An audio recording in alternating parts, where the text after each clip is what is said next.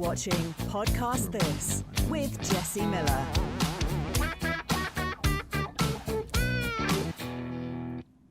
Welcome, everybody. Thank you for joining us. This is Podcast This with Jesse Miller. Today, I'm joined by an incredible guest, Mr. James Tian from iKan. Before we introduce James fully, I want to remind our viewers what you can expect from this show. The promise of Podcast This is by the end of the show, you'll have at least one tip or trick to improve your production value or level up your podcast studio. So thank you guys for watching. Today we are joined by CEO of iKan, James Tian. Welcome to the show. Tell us a little bit about where you're coming from and what iKan's promise is. Well, thank you so much, Jesse. First of all, thank you so much for having me on this segment. I am honored.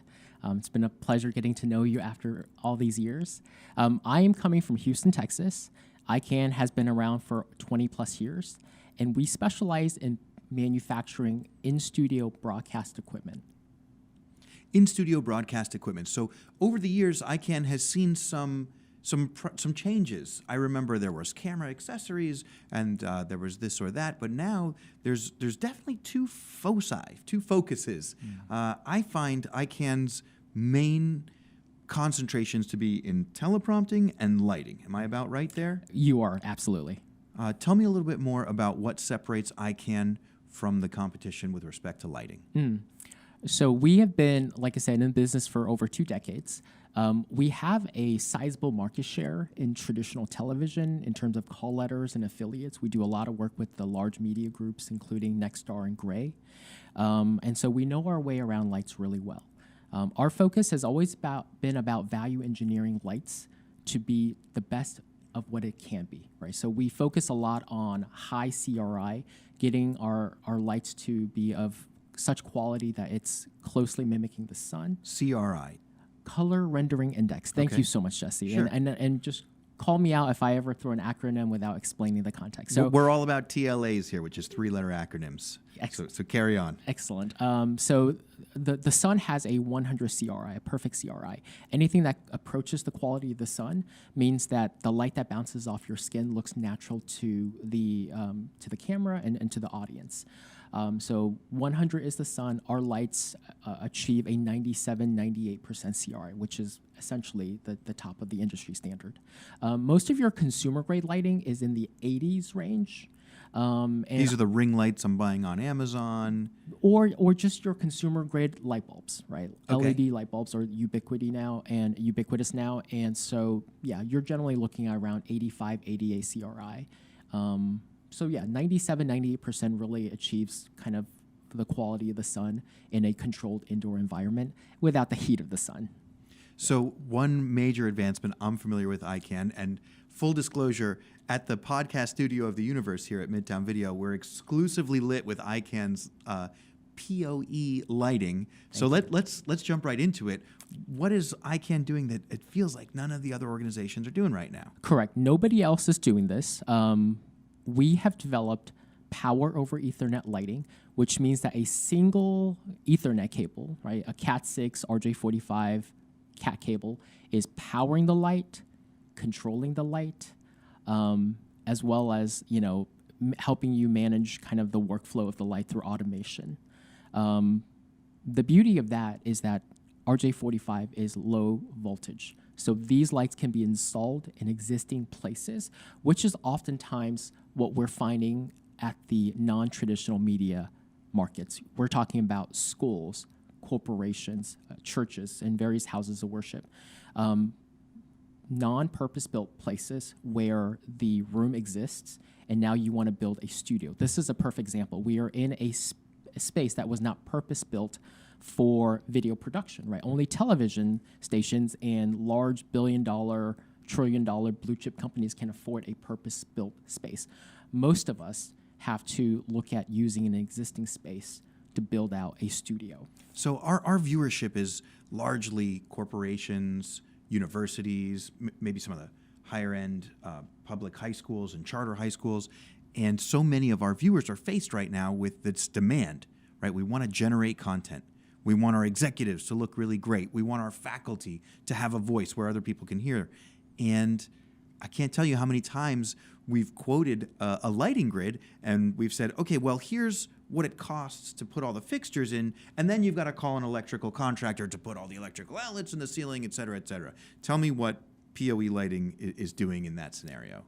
Great question, Jesse. So, and thank you for setting up the context, right? So when you have to add lighting into a ceiling and you do not have existing power up in the ceiling, which most buildings do not have. 99.9% of buildings will not have And even that. if they do have a little bit of power, they certainly don't have enough for an entire 30 by 30 lighting grid, right? Exactly. So the time, the cost, the headache of having to, hire an electrician, hire an architect to be able to design the electric blueprint of the building again, pull a permit with the city, permits, sure. and have all of that process will take weeks and sometimes even longer. It depends on your city, depends on kind of how backlogged they are with, such projects. But for integrators like yourself, the minute you have to do that, then you've lost control of the timeline, right? Now you're beholden to other entities, other contractors, other subs, electricians, right, and architects. Or from the client's perspective, you have totally lost control. Now it's out to City Hall. Yes. And then now the costs are starting to kind of increase, right? And so with power over Ethernet lighting, they're low voltage, and they're also designed to be very lightweight, so they can be hung off drop ceilings effortlessly. And Well, we're going to get into drop ceiling a little yes, bit later. yes. The question I think that's on everybody's mind when they start hearing about PoE is, if I'm powering this studio lighting fixture from my network switch, how is it going to be powerful enough? And so the real question I want to ask here is, are your lights only a single RJ45, or all of those lights only a single RJ45? So most of our lights are a single, and they work off of type 3 or type 4. What that means is a type 4 cable or a type 4 infrastructure allows 90 watt of power. It powers a 1x1 light, a 12-inch by 12-inch panel, flat panel. Some of our lights are a little bit smaller, and they can be powered using a 60 watt kind of port. And if I need a really big key light, If you need a really big key light, we also have developed a way to bring in 2 independent PoE sources and amp up the juice of a single light to hit 170 watt of power. So you get a very, very, very bright light. Fantastic. 170 watts of power, 2 RJ45s, double PoE. I love that. That's going to transition us perfectly into our first segment. And now on Podcast This. Show me yours, I'll show you mine. So this segment, Show Me Yours, I'll Show You Mine. I know that you've got a podcast studio, James. Tell me a little bit about, you know what? Before you tell me, why don't you show me? I think you've brought a clip to introduce what's going on in your Houston-based podcast studio. Yes, absolutely. So let me walk the audience through what you're seeing. This is our own headquarters in Houston, Texas. This is a building that we lease. We moved in 2023. And if you look at it, it is what oftentimes a lease space looks like. It's got a drop ceiling environment. It's got walls. This room is about 20 feet wide, 30 feet deep. And so what we've built is 2 sets. We have a hard set, which has the wood panels behind, and we have a virtual set built with our friend Sean Von Tagen with ProPsych. So Sean built that wall for us. It's a 3-sided chroma key wall that allows us to do virtual production. So we have ultimate flexibility. Even the hard set. So that's one side of the room, green cyclorama. Yes. The other side of the room is your permanent backdrop just for your podcast content creation. Correct. And between are the cameras that are shared between the 2 sets. We literally just turn them around as we need them. And we have a control room desk to the wall adjacent in between the Let's talk about cameras. that control desk. I want to focus our viewers' attention just to the bottom right corner. I can't tell you how often we'll design and even offer renderings of what a podcast studio is going to look like, and then we'll ask the client, okay, where are we going to put the control desk? And they're like, what? So tell me, beyond where the talent's going to sit, what other real estate do we need to prepare for to run a successful studio?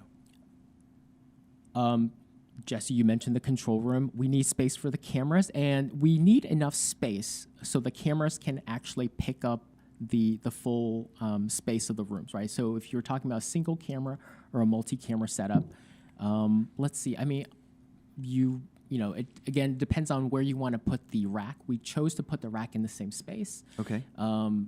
There is obviously an audio consideration. So if you have equipment that could be a little bit loud, you may want to move that into a separate space. Sure. But overall, we've not had very many issues with that. It also depends on kind of your mics and how you've kind of EQ them, and to make sure it's not hitting certain areas where it's picking up ambient sound. But overall, we've really liked the space, and sound treatment. We talked a little bit about sound treatment in this room right before the segment. Sound treatment is also important in our space as well. Do the wood slats in the backdrop have anything to do with? Yes, that's part of the absorption of the sound. Yeah, it's part of your sound absorption strategy. Yeah, and then we have panels on the side. If you see those gray kind of panels on the side, I mean, obviously the flooring is important too. Unfortunately, the space we had hard tiles, and so sometimes we would have to bring in more of those kind of soft tiles to be able to expand the space to absorb more sound. Okay, and we use that hard set space very flexibly. You can see pictures of it having the two couches in a typical podcast setup. Then we can clear that away, put in a desk, and it would be a product demonstration space. Cool. And sometimes we do that scripted and recorded. Sometimes we do that live. Being able to pull out furniture and put in additional furniture that supports your needs to do product demonstrations versus personal interviews and that sort of thing. The flexibility of the podcast space is really one of the main characteristics, isn't it? Yes. Yeah. And this is us really kind of like living out how we preach, right? These are the type of designs and workflows that we highly recommend corporations adopt. And we do that because we've adopted it ourselves and it works for us. And we create a good amount of content in that space, in that room. One of the things that I like to share with our viewers is that your podcast studio has to triple your return on investment, right? It's one thing to be able to create great content and interviews to tell the story of your brand. But I think also in your podcast studio, your executives need to be able to take their regular Zoom meetings from there. So that's already two sources of return. And then the third one, this is a big one for me. When you're FPL, when you're Baptist Health South Florida, when you're the big shots, you might be expected to appear live on Bloomberg, live on CNN, do like live hits into the networks. And I think that also needs to happen exactly from the same space. Why build out 3 separate content studios? Yeah. Well said. Taking it, so I absolutely agree with everything you said. We also recently launched a mobile studio in a cart. It's called the Studio Rover. Oh, yes. And it is designed to have enough space or cavity underneath the mobile cart to be able to have itself be a mobile kind of broadcast, live presentation kind of workflow. The iKan Studio Rover is sort of a rack on tank treads with a PTZ camera, a teleprompter. It can roll into different scenarios, and it's remote operated, right? It can be remote operated or it can be locally operated. The goal here is automation, right? So we have a Pearl, we have that's an Epiphan Pearl. We have Epiphan Pearl for streaming to the internet. Yes, for built RTN, into the rack. Built into the rack, and also does video switching. We have a QSys core that's running the DSP. Interesting. As well as the automation, right? Because QSys is big on their automation. So we've built that'll recall camera presets and camera presets, sort of lighting control, because we have an official plugin with QSys that controls our PoE lighting, and it can handle it handles the DSP, the audio side. It handles the RTMP side, so it can send the signal stream out. Yeah. So one of the elements that are critical to that rover, I think, you'll find in most studios anyway, and Verge, we've got a still sort of supporting this. It's the talent monitor, right? Yeah. So we see we're in the same podcast studio. You could see that sort of hardwood backdrop that's doing sound abatement, but the person in the chair can see how they look on TV. I can't stress how critical that is. We're looking at a 24-inch monitor here in the podcast studio. We're looking at a talent monitor as we speak right now. Yes, and without that, we wouldn't know what still Verge has set up to program here. Tell me a little bit about what iKan is doing differently than anybody else in the talent monitor space? We are big on IP workflows. We talked about PoE lighting. It's all about IP workflow, right? You got a Single cable. We've done the same thing with our talent monitors, our teleprompter monitors, the whole teleprompter system itself. So we have a series of NDI-enabled talent monitors and teleprompter systems. Again, we're talking about a single RJ45 cable that is powering the monitor, that is controlling the video signal, both encoding and decoding, and it is controlling, or it's a control signal, so you can control the monitor remotely. Again, this is really about, corporations. It's about the convergence of corporations and their needs, right? Yeah. Corporations typically run off of an IP workflow, both for IT, for AV, and broadcast should fit into that elegantly as well. That way, it's another series of endpoints for the infrastructure they've already built. And this is also why our lights connect seamlessly with QSys, right? Because that's a huge part of the infrastructure. Sure. Crestron as well. There's a DMX over IP protocol that we can tap right into Crestron and have our lights run natively within their ecosystem as well. I have built a lot of studios. And our engineer at the board back there, Alex Girola, is the guy responsible for building the big teleprompter sled, and then he has to build the umbilical cable that feeds the teleprompter monitor and the talent monitor. So he's got to run SDI cables and power cables and then a network cable for control. And to simplify all of that into a single cable, right, for power and NDI signal, I love where you guys are going with NDI talent monitors and NDI prompters. That's really awesome. Yeah, and there's also a factor of safety for your education community, especially for the K through 12. There we talk to different districts, and different districts have different requirements by their local fire marshal. Children's safety is the number one priority of all of us, right? Can't have them tripping over cables. That or the standard voltage power running through a extension strip, right? So those are typical things that can get flagged. We have failed electrical inspections for having Yes. extension cables as Yes. part of the permanent cabling. Yes. Yeah, and so low voltage really solves that issue. Exactly. That's awesome. Yeah. Let's check out this next slide. This really puts it all together, because so often when we're building out a studio, we ask our clients, can we pull away the ceiling grid so that we can get as much space as possible? But you guys are in the ceiling grid. Tell me what it takes to suspend one of iKan's PoE lights from the ceiling grid. Well, before I jump right into there, the ideal height of lighting is about 10 feet, right? Even when you walk into a television news set, it's only about 10 to 12 feet. And so most drop ceilings can achieve that with the right type of lighting. So we have a line of low profile lighting, which are the really long rectangular lights you see in that space. Drop ceiling is where most of your customers, my customers, right, non-purpose built, non-traditional media spaces are going to be. They already have a drop ceiling. They already have a drop ceiling, right? So we can have our lights hang directly off of drop ceiling with scissor clamps. In our space, we have a unique space in that the drop ceiling is actually quite high. It's actually 14 feet. So we actually have to bring it down. And so what we chose to do is we chose to build our own pipe and grid suspended off the drop ceiling. Now, safety is a top priority, so we did hire a local engineer to reinforce all the pipes.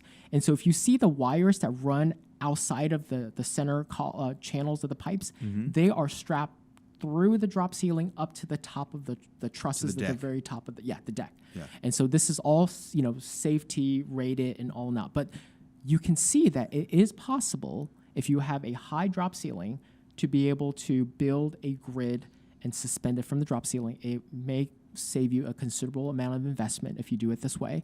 Or if your drop ceiling is the standard 8, 9, 10 foot, we have solutions that allow you to hang PoE lighting off the drop ceiling, permit free, which means they can be hung at any time, and they can stay there in perpetuity.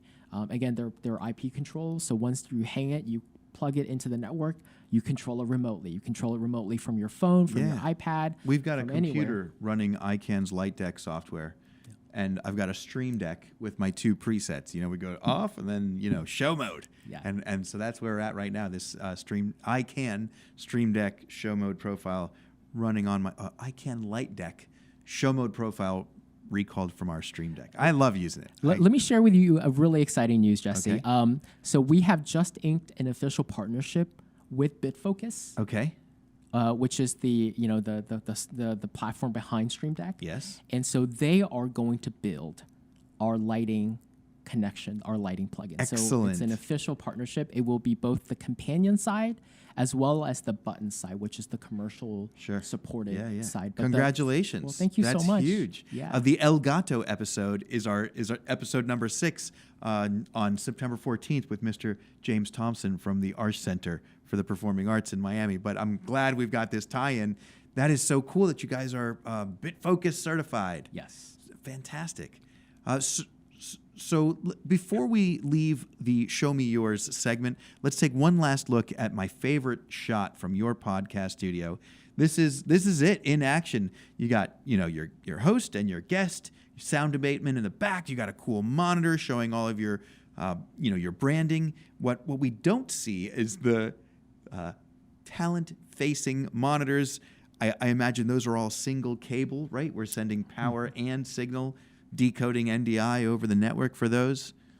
Anything more we need to know about this photo? Let's see. We've got our teleprompter systems. Highly recommend that always. The beauty of a teleprompter system, and in this exact environment, what you're seeing, we are doing a remote podcast session with another audience member. I believe this was the AVIXA segment. So we're talking with AVIXA right now, and so they are remote. And they are showing themselves over the mirror that reflects off the teleprompter, the scripting monitor, right? Scripting monitor. And so teleprompters are being used more and more for remote interviews, right? Back in it's kind of like the modern version of an Interrotron system, right? And the Interrotrons were in the same. You're in two different spaces, but relatively under the same roof. These days, you can do that with a stream, with an RTMP, or with Zoom and Teams. And so you can have these kind of remote sessions using a teleprompter. You get the eye contact, right? So now you're able to engage the audience direct on. And so there's a camera behind that. There's a active camera inside the teleprompter. And so when we were talking to Mark Mitzker from AVIXA, we were looking directly at him, and so it was a very natural kind of conversation to be had, just like a traditional Interrotron system. That is a perfect segue into our next segment, Mr. Verge. And now on Podcast This, other people's podcasts. So that was a great in-depth look at the podcast studio you guys have built in Houston. Let's take a look at some of the other podcast studios that iKan has put together, starting with AVIXA. All right, so this is on the show floor at Infocom. And tell me a little bit about what we're looking at. So what you're looking at is a podcast studio built temporarily for a trade show. If you look, there are drop ceilings. And for I can't remember if this was NAB or Infocom. We did the same thing both shows, but it's definitely in Las Vegas. Yes, any way you slice it. Any way you slice it. And for NAB specifically, we were probably the only booth that had any drop ceiling, right? Because NAB is still a traditional broadcast show. Any type of lighting shown is largely still pipe and grid. But we wanted to showcase where the industry is going, which is corporations, education, non-traditional media spaces, non-purpose-built spaces. And so we built a studio for a show, and it was a fully functional studio with 3 cameras. And we did segments there. Right, we cut camera, we had program, we recorded, we had the whole gamut of what a podcast studio is built and deployed in a few days, and then sadly torn down again. Sad to see it go. Yeah. But it's great to know that you can get it done. Yeah. Are you watching anybody's podcast at the moment? I do. I largely watch podcasts for other things outside of our industry. A lot of it is about leadership and mentoring, coaching, because as CEO of the company, it's really important for me to always figure out how to best lead people. And there's a lot of different schools of thought, but oftentimes it's subscribing to that servant leadership, right? How can I add value to my staff? How can I encourage them? Really help them to figure out what they're passionate about, and make sure that that's the kind of work that they get to do every day. Because that alignment is where you cut out any of the frictions and agency costs that a lot of employees feel like they're put in a place where they're stuck or it's a dead end career, right? That's because the things that they're doing is not the thing that they enjoy doing. So it's really about trying to figure out where each person is aligned with what they really want to do and make the most of it. So there's a lot of that. There's a lot of things that, I'm a parent. I have 2 little kids at home, so a lot of it is about parenting and understanding how to be the best example of a parent, communicating with them. As you're seeking content on leadership and specifically parenting kind of leadership, how do you turn off? Or do you turn off the internal critic? They're not shooting into a corner, or this really needs a third camera. Are you looking at this other content with a critical eye? I do when I first.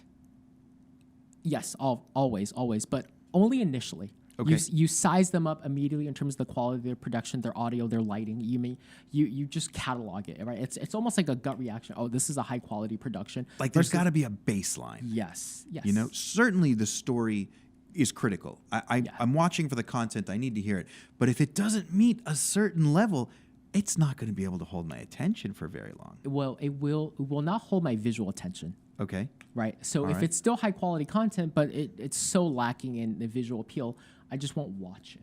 Right. But there are throw it on in the car while you're commuting. Right. Maybe. You're just listening to it. Or when I take walks, after a meal, exercise, I'll just put it on my headset. I'll treat it truly as a traditional podcast, an audio podcast. Are you doing walks after meals? I do. Oh, yeah. I picked up from a health podcast that all you got to do is after you eat, walk for 10 minutes. Yes. And so if you do that 3 times a day, you've got, first of all, 30 minutes of exercise. Yes. But more critically, the precise window when your body it would be producing glucose to eat all the sugar. Yes. If you just move, if you're walking instead, your muscles will absorb the sugar and you don't need to produce all that glucose. Yes. Are we listening to the same podcast? We are not, okay. But because I got my advice from my doctor who says your cholesterol's high, this is what I recommend. Okay. And he knows how busy I am. He's actually a personal friend, so he knows my career, he knows what I do, he knows how much is on my plate.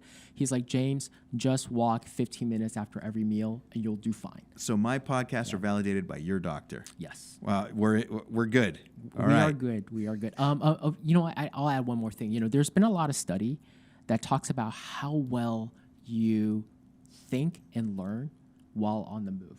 Walking is the most conducive thing to deep thoughts and epiphanies, and especially because walking takes you away from the distraction of a smartphone. So you enter something called default mode network. And that's DFM. DFM. And when you're in that network, that's when you're in that state of mind, that's when you oftentimes can tap into your subconscious and really start summarizing everything that's happening around you in your recent short term. It's basically kind of it's like your mind kind of consolidating all of the experiences into more cohesive meaning. And oftentimes, epiphanies about life, about work, about an idea, those come into play. So I really treat those 15 minutes as something that I look forward to, not just a means to stay healthy, but it's also a way for me to sync up the day and just kind of ingest everything that's happened in the day or even in the week. James, for lack of a better term, that is very deep. And I want to steer our conversation back to the much more shallow, Sure. which brings us exactly to our next segment, Verge. And now on Podcast This, name dropping. I don't want to get too superficial here, but tell us some of the biggest celebrities you've worked with. So the biggest celebrities. So we used to do a lot more work in the entertainment space. Okay. So 2 names I can drop. One is Ed Sheeran. Okay. He's a really good guy. Another name is somebody who is a local Houstonian. This is none other than Beyonce. Wow. All right. I think so far, iKan CEO James Tian has the Podcast This pedestal for name dropping. I think Beyonce is the current record. We'll challenge James Thompson on September 14th to see if he can beat it, but that is fantastic. And normally I'd say something like Pixar, it didn't happen, but she probably did not want you guys taking selfies. No, No. not allowed. Well, then, Verge, can we see some photos of who James is allowed to show selfies he's taken with? It's none other than guest from episode 2, Chris Neto. What's going on in this photo? Chris was, so kind to join us during I believe this was the NAB event. And so, yeah, we had a great conversation about the convergence of AV and broadcast and why every corporation needs to adopt some level of broadcast workflow and bring the communications in-house, right? Don't just outsource your brand to an agency that, there's nothing wrong with agencies. We all use agencies. I've used agencies. But there's something just so much more authentic about what we're doing, right? People get to tune in and you guys are using your lights, for Yes. example, Yes. in your podcast, and you know what it means. And you could tell that CRI story. Certainly, an agency could as well. But if you were not in the conversation, it would be missing your voice. Yeah, and really, corporations, without putting a face to a brand, it's just a brand. But when you see the people behind a brand and you can relate to them, that's a deep connection that is so important for every company to have with their customers. That's what these little desks are all about. You're doing an amazing job of I it, appreciate that so much. And speaking of me, let's see that next slide. There it is. This is definitely in Las Vegas. I think it was at AVIXA in June. Yes. It was very hot outside, but you guys were so kind to let me into your podcast booth there. And James, man, when you and I sit down, some of the most interesting topics come up. One of my favorite things, it was, I think, at that session that we kind of got a little deeper into AI. And so before we leave the name-dropping segment, I want to check in with you and with iKan and see what's going on in the AI front over at iKan. What are you guys up to? So I'll preface this, because we are really familiar with AI, we understand what it is and what it is not. Okay? And so, when it comes to, I'll say this just as just broad FYI, we take AI privacy with a lot of restraint, right? We make sure that, we use only certain flavors of AI LLMs because certain ones have better privacy protection than others. We make when sure you say that privacy protection, so I mean, you don't want your conversations to be training the future models? Correct, because that could go into public domain. So we make sure that every setting we opt out of any type of AI training. We make sure that any model that we use, we have the highest standard of privacy enabled for our company. Okay. So that's one layer. But the other layer is that we have built our own agents within the company running off of our own servers, off of our own GPUs, and ingesting all of the data of our company, right? So we're talking about, every piece of information about our products, all of our CRM data, all of our operational You've got to keep that private. Correct. So all of that is kept private and locked, and there's layers and layers of protection.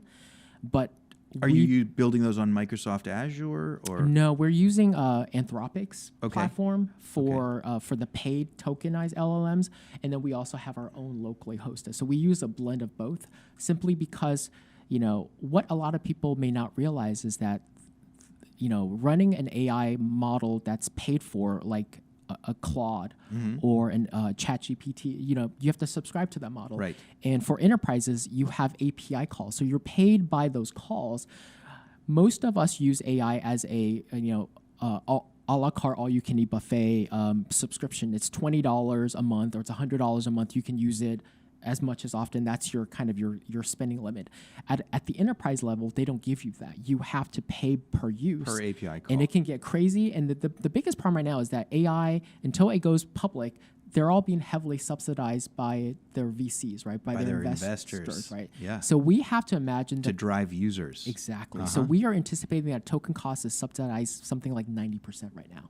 So any minute, it's just gonna it can 10x. 10x. Right. And the way the AI company are saying that, well, we're making our models ever more efficient, and so we're going to drive down the cost by the time we release the subsidy kind of band-aid.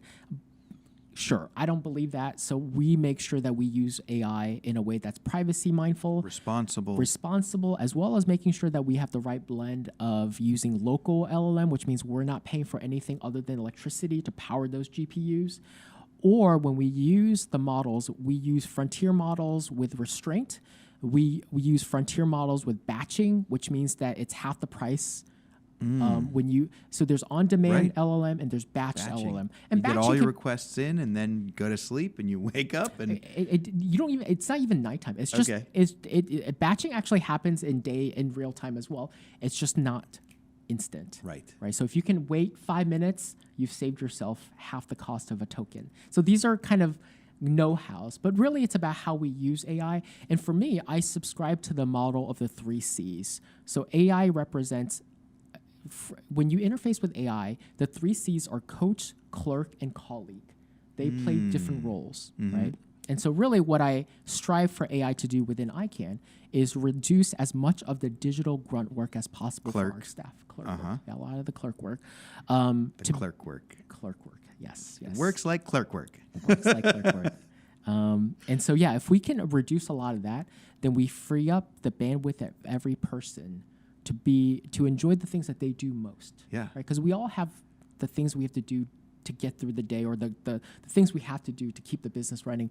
But if we can have machines do that kind of stuff and let us do, then we can focus on the elevating stuff that makes you vibrate at your highest frequency. Yes. To be creative, to be charismatic. For our sales team, it's about more face-to-face time with their clients. Right.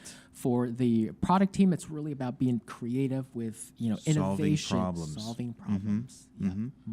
And instead of filling out spreadsheets. I just want to share with our viewers that none of the AI that iKan is using is that, water destroying, climate changing, data center stuff. You guys have brought a lot of your models in-house, it sounds like. We're using local in-house LLMs as much as possible. But we also do use subscription model AIs for other tasks. A little bit. The clerk work. Yes. Yes. Well, once again, James, we've gotten too deep.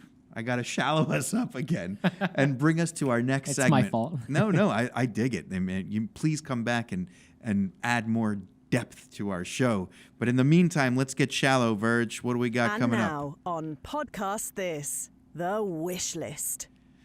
So, James, if there was one thing or maybe a couple of things that you would love to add to iKan's production capabilities, what's on your wish list? Oh, so the wish list is something that we've already done in another place, but we just need to deploy that into the studio itself.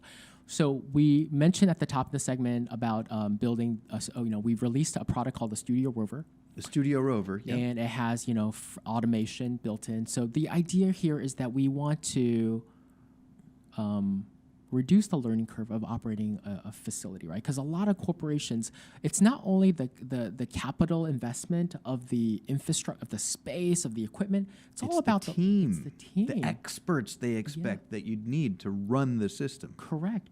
And there isn't a producer at every corporation. Most corporations can't afford that. A new headcount. Not everybody's got a Verge in Chicago that can just log into your TriCaster and cut a show together like Podcast This. Exactly. Yeah. So we built the rover with automation in mind, and we're using a lot of what QSys has kind of in their tool chest to create these like 1 or 2 button macros events that allows productions to happen. And so we've already built that on a mobile platform. I would love to bring that into, this is just me as a checkoff list in our CEO. Like, I love for our sales team to go into our broadcast studio without the intervention of our more technical video team to be able to just start something. That's the next level. I have to share, I am so personally conflicted. I love what you produce on LinkedIn. And on the other hand, you're out there saying like, broadcast and production should be reduced to a single button. We should be able to walk in and have it demystified and hit a single button and be able to create this gorgeous content. I want that to be true. But on the other hand, for 23 years, my career at Midtown Video has been about being the expert, about knowing how to do it better than anybody else. And so I don't want to be reduced to a single button. I want to believe that it might actually take a team of experts with decades of experience to get it exactly right. I know that there's a way. I know that there's a middle ground. Like we've got to call in the lighting directors to make sure that your hair light's in the right place and the key lights are doing what they're told. But on the other hand, maybe you could just ask ChatGPT where to put them up. And so that's why I want to bring my honest conflict to you, because I love reading your articles and your white papers that say we're helping organizations get to that one button start. They need that and they want that. But does that sort of, I don't want to say denigrate, but does that dismiss the decades? Does it reduce the decades of experience and expertise that folks have been putting into this craft? Yeah. The short answer is absolutely not. Okay. And all of those things could be true at the same time. Automation allows certain levels of production to happen, but not the sophisticated, the really, really sophisticated kind of levels of production, right? There is a spectrum. And really what we're speaking to are it's the whole, you got to crawl, then walk, then run, right? You can't go from, nothing to running on day one. And so really we're saying, look, if you're a company just starting out, there is that crawl phase where there's a level of automation that gives you some level of content. We can get you started. We can get you started. Yeah. But please, yeah, and perhaps, I need to, be more mindful of the context of my communications, and I will, there is different levels, and really, automation gets you kind of that crawling phase. Okay, right? It's only a subset of us that are potentially offended. Yeah. No, I really think I really think as corporations build out their personal kind of platform, they will want to. It's about the ROI, right? As CEO, if I see that my segment done with like my simple podcast segment done with macros and automation is gaining traction, the next question is, can I add another camera? Can I improve the lighting? Can I add a staff that can do this, right? Does that free us up? Does that become the clerk work? Yeah. So the expert work can elevate then to the next level. Yes.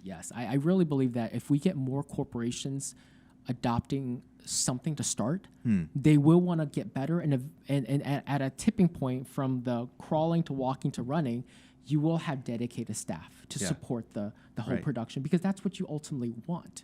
Right. I remember in the old show, 2009 at the Dot Video show, a client wrote in and they said, "Oh, this show was so great, but I'm really upset that you only covered this much." And my response to their comment was like, "Oh, I'm so sorry. Did I leave you wanting more?" Yeah, I hear you. Well, thank you for sharing your wish list item. I do want to share my wish list item just to bring it back down to the superficial again. We need a clock here, man. We need a clock so that we could see on the wall in big red letters how many minutes have gone by. And the answer is 43. We've done it. And so that is going to lead us to my favorite, our trailing segment at the Dot Video show. Verge, can you run the bumper for us? And now on Podcast This, your key takeaway. It's now time to be held to account by our viewers. The promise at Podcast This is our viewership can walk away with one tip, one trick to either improve your production value or, level up your podcast studio. And so, James, what have you got for our viewers? What's your key takeaway? My key takeaway as a company that is really focused on lighting and quality lighting is that you can do great lighting in a drop ceiling environment, just as where you are right now. And where we are in this room and the way we are lit right now is proof of that. That's awesome. Fantastic. I think my key takeaway is that it really is all about that one button template. And walking into this interview, I wanted to remind myself, make sure to check in with James, because he's saying that we can take the expertise of our industry and reduce it to one button. But you really helped me understand that it's about the iteration. It's about what can we reduce to the single button, so that then we've delegated our clerk work, and now we can really elevate. Now we can really elevate the scenario. So I appreciate you setting me straight on that one. James Tian from iKan, thank you for coming all the way to Miami just to be on our little show here. To all of our audience, thank you guys for watching. This is Jesse Miller from Midtown Video, host of Podcast This, saying thank you guys for watching. Thank you for watching Podcast This with Jesse Miller. See you next Monday.